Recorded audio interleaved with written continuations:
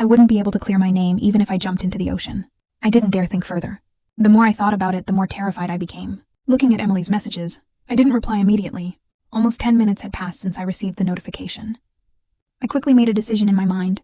Since the messages said I would be framed, then I'd take this gamble. As long as I didn't appear in that operating room, no one could frame me. My eyes quickly scanned the ground. I immediately locked onto a spot in front of the emergency building, an uncovered manhole on the road surface.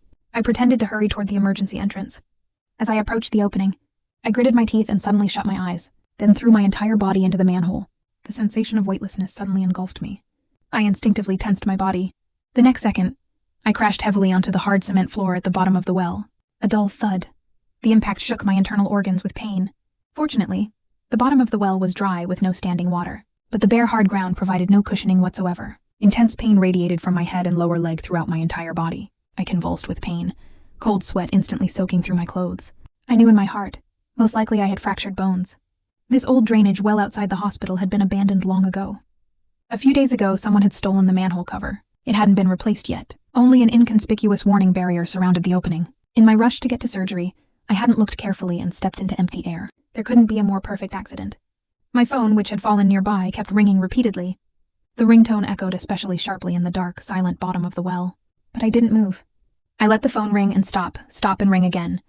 I kept my eyes tightly shut. After all, how could an unconscious, comatose person answer a phone call? I just needed to wait quietly for someone to discover me. The longer this took, the better. 15 minutes later, construction workers arriving to install a new manhole cover reached the scene.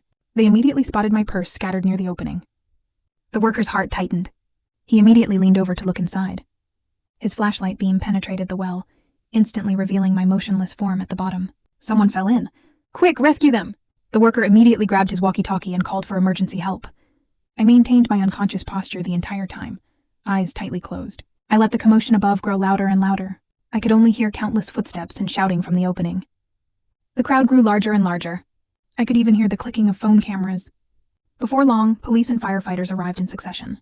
The rescue ladder was quickly set up. The firefighters carefully secured my severely injured, unconscious body to ropes and slowly lifted me out of the deep well. The moment I emerged from the well, everyone could see clearly. My head and face were covered in crimson fluid. I was groaning softly. No one dared delay. They immediately carried me into the nearby emergency building. While I waited for rescue, through the floating messages, I learned what the original plot had been. Emily and I were classmates in medical school.